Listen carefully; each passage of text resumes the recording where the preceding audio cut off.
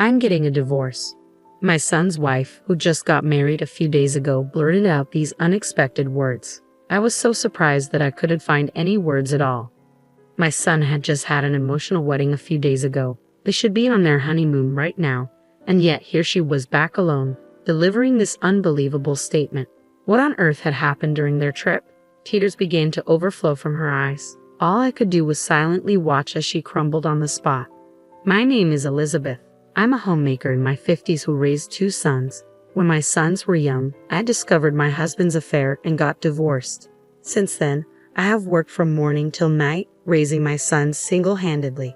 My 2 sons have contrasting personalities and had entirely different childhoods. My elder son, James, is smart and did well in school. He secured a scholarship to a prestigious university. After graduation, he landed a job at a well-known major corporation. 2 years ago, he married a woman his age from his workplace, and they are now happily living together. On the other hand, my younger son, Ethan, was always a challenge. When he became a middle schooler, he joined a group of delinquents and started causing trouble at school. I was called to the school many times to apologize for his behavior. When he started a small fire at the school, I had to compensate for the damage. Ethan, raised in a not-so-wealthy single-parent household, might have felt inferior to others. His unexpressed feelings may have led to his problematic behavior. I worked hard to get Ethan through high school. His rebellious nature didn't improve, but he managed to graduate without any major trouble, which was a relief for me. Even after high school, Ethan was still a handful. He managed to get a job at a factory through a relative's recommendation, but quit after just 3 months. From then on, he led a life of constantly changing part-time jobs, which was a concern for me. Moreover, Ethan was also a womanizer. It might sound like I'm just a doting mother, but Ethan is quite a handsome man. From high school to after graduation, he never ran out of girlfriends and would bring different women home each time. I've lost count of how many times I've lectured Ethan about his relationships with women. After graduating from high school, he started living on his own, but I was always concerned about whether he was causing trouble for others. Now, 5 years have passed since his graduation, and I still worried about his aimless lifestyle. One day, Ethan came home for the first time in a while and said, "Mom, I have something to talk about. I'm going to start working seriously." I had heard this many times before. "I got a job at a company and they're going to hire me as a regular employee," he said. He probably knew I wouldn't believe him, so he started talking about the company, emphasizing that he was serious this time. "Really? It's great that you found such a company," I replied, surprised. In the midst of this economic downturn, it was unthinkable that a company would hire Ethan, who had only been working part-time jobs. "My current girlfriend introduced me to the workplace," he explained. According to Ethan, he was dating a woman named Michelle, and she managed to get him a job at her father's company. I should have been happy that my son got a full-time job, but a part of me couldn't help feeling skeptical. I couldn't help but suspect that Ethan, a well-known womanizer, might have manipulated Michelle for his own advantage. He was adept at manipulating women's hearts, and I worried that Michelle might be too infatuated with him, overdoing things for his sake. He once became completely reliant on a woman when he was out of work, and I had sternly warned him about it. I hoped he wouldn't be a burden to Michelle. Despite my concerns, Ethan seemed to be working sincerely after landing the job. Previously, he never stayed in a job for more than 3 months, but this time he managed to work for half a year, then a year. While this is expected for a normal person, it was unusual for Ethan, who had changed jobs multiple times. Then, after 3 years of steady work, Ethan came to visit with his girlfriend, Michelle, who had introduced him to the company. They came to our house to make an announcement. "Mom, we're getting married," Ethan casually dropped the big news. Seeing the 2 of them together, I had suspected this, but hearing about my mischievous second son's marriage still took me by surprise. "So, you 2 have decided this?" I asked, looking at their serious expressions. I didn't feel like opposing their decision. "I understand. It's the path you both chose, so move forward together." It was a bit roundabout, but I accepted their marriage. Michelle's eyes filled with tears, and she began to speak. "Thank you so much. We'll work together to build a wonderful family," Michelle vowed, her voice trembling as she looked at me intently. I've been thinking this for a while, but Michelle is a woman with a pure heart too good for Ethan. Michelle, take good care of my son. The reason I'm hearing this happy news today is because you've supported him all this time. Thank you very much. I responded with a smile. Michelle was moved to tears, and big drops were falling from her eyes.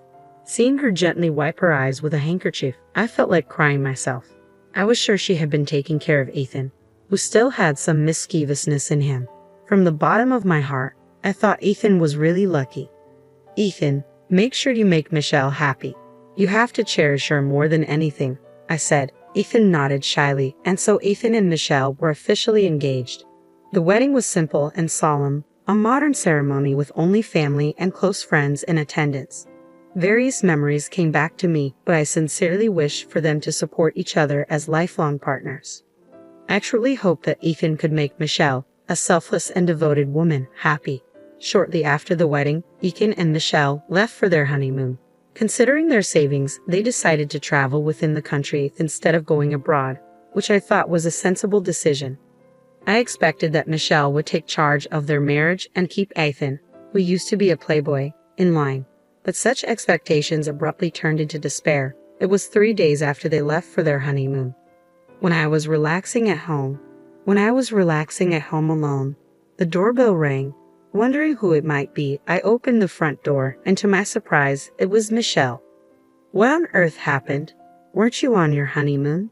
I asked, astonished.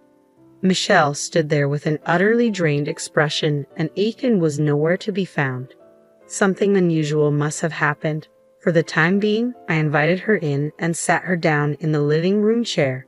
Michelle began to speak in a feeble voice. "Mother-in-law, I'm sorry. I'm getting a divorce." Her words were shocking. After all, they had just gotten married a few days ago. For the bride to be speaking about a divorce so soon was unimaginable. "Ethan, did something happen?" I hesitantly asked. Michelle had returned alone in the middle of their honeymoon. Something unbearable must have occurred. After a moment of silence, Michelle quietly spoke. "He was having an affair." I was speechless. These were words that should never be uttered by a newlywed bride. He was still secretly seeing his ex-girlfriend, who he was supposed to have broken up with. What? My mind was starting to spin. Ethan, who had pledged an eternal vow at their wedding, was cheating, secretly getting back with his ex-girlfriend. This shouldn't be happening. And Ethan, while we were on our honeymoon, Michelle began to sob, covering her mouth with her right hand. I was dumbfounded, unable to find words. Introducing a mistress to your wife during your honeymoon? I had never heard such a story. How could my son do such a terrible thing? Tears streamed down Michelle's cheeks. The sparkle in her tear-filled eyes was not the blissful one she had just a few days ago. It was a sparkle tinged with the pain of betrayal by the one she loved. Apparently, his ex-girlfriend was living at the place Ethan chose for their honeymoon. As shocking as that was, Ethan had suddenly called her to come to the hotel where they were staying. It was an unthinkable event. What on earth was Ethan thinking? So that happened, Michelle. It must have been hard. I'm truly sorry for what my son has done, I said. All I could do was apologize, not understanding what my son was thinking. As I hugged Michelle's collapsing shoulders, I continued to listen to her thoughts. I couldn't believe what was happening before my eyes. It was too painful, and I couldn't bear it, so I left the scene immediately. When his mistress met Michelle, she must have been all over Ethan, flaunting their shameful relationship. Michelle was downcast, saying she never expected this to happen, seemingly more confused and saddened than angry. I felt an increasing wave of anger contrasting with Michelle's sadness. Ethan had caused such distress to a woman who had always been his rock. I picked up my phone. In a fit of anger, I picked up my phone and dialed Ethan's number. To my surprise, Ethan picked up right away. "Hello, Mom. What's up?" Ethan's carefree voice came through the receiver. I wondered what was going through his mind when he answered. "Ethan, where are you right now?" I tried to start the conversation as calmly as I could. He must know that Michelle is missing. I expected him to say something about that and waited for his reply.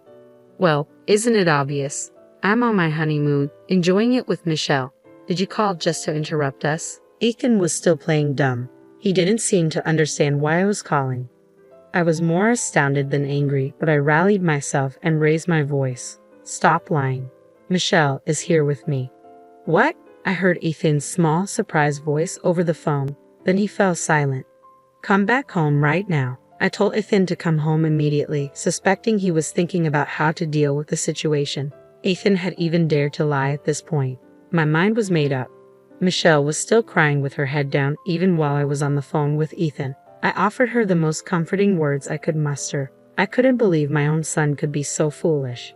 Even after I told her about the phone call, Michelle said she didn't want to see Ethan right now, and understandably so. I decided to handle Ethan myself for now. I called Michelle's parents to inform them of what happened, then I drove Michelle back to her parents' house.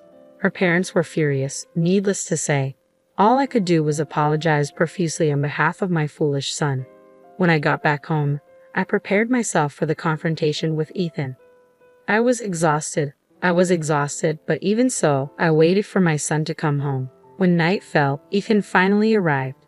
"I'm back," he announced with a troubled smile, as if he still didn't understand the gravity of what he had done. Every time I saw his face, my anger kept rising. "Ethan, you've really messed up this time," I said. Ethan wore a look of pure annoyance. "My ex-girlfriend said she was close by and wanted to see me," he replied, grinning foolishly, as if he might have given Michelle the wrong idea. He seemed to believe he had done nothing wrong. He claimed running into his ex-girlfriend was just a coincidence and that she had reached out to him. He made these sorts of excuses.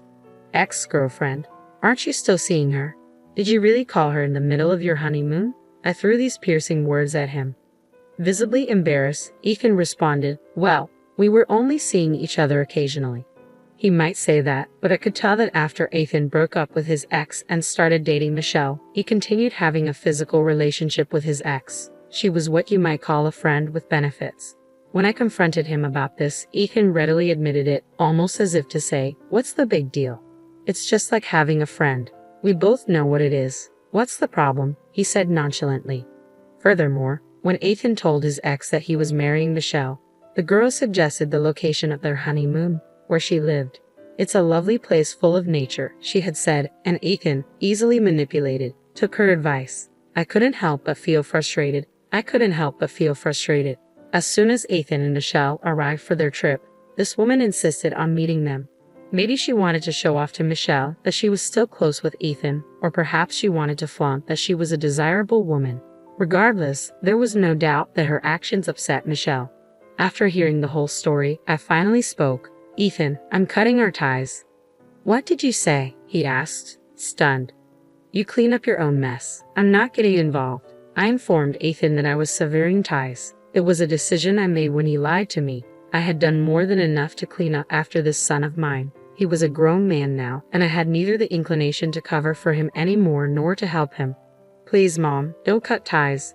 For a son who disregards his devoted wife and betrays people, the least I can do is this. You've betrayed someone you should have cherished. I told you countless times to make Michelle happy. I believed you have finally outgrown your bad habits, but I was mistaken. This is the only option left for me. Just one wrong act can turn even your family into strangers." I told this to my son. When something is broken, it can't be mended the same way again. "Wait, Mom, please." Ethan suddenly started crying and clinging to me. I wondered where his confidence from earlier, seemingly endorsing his infidelity, had gone. I couldn't help feeling pathetic at the sight of my son like this. "Things with Michelle probably won't just end with a divorce. You might not be able to stay at your company either. If that happens, it's all on you. Live alone for the rest of your life so no one else gets hurt. That's the only way you can atone, I believe." Afterward, Ethan was blindsided by a divorce request from Michelle. From Ethan's and his mistress's phones, a heap of evidence showing their adulterous meetings was obtained. Hit with an alimony demand, Ethan had no choice but to agree to the divorce.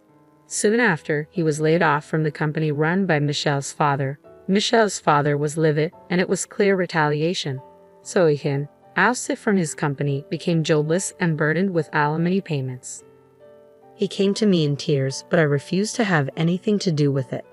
As a mother, I coldly pushed away my son who had cheated on his wife. However, considering his character, he might run away, ignoring the alimony payments if left alone. In the end, as my duty as a parent, I introduced him to a job at a company run by an old friend of mine. To be frank, the work there is downright grueling. My friend, who had a rough youth like my son, still has a somewhat intimidating character. Ethan works under his watch, and it seems like his days are filled with work from early morning till late at night. I made him promise beforehand to deduct the alimony payment. I want nothing more than for my son to experience harsh social punishment. I have been getting reports that the payments are being regularly deposited by Michelle. I had been feeling down from this incident, but my other son James gently supported me. James gave me wonderful news. His wife was pregnant with twins. Eventually, his wife safely gave birth, and I joyfully became the grandmother of 2 grandchildren. James's family decided to move right next to me. After being troubled by my younger son, my eldest gave me the gift of a peaceful life. Now I'm spending my peaceful days interacting with my sweet grandchildren.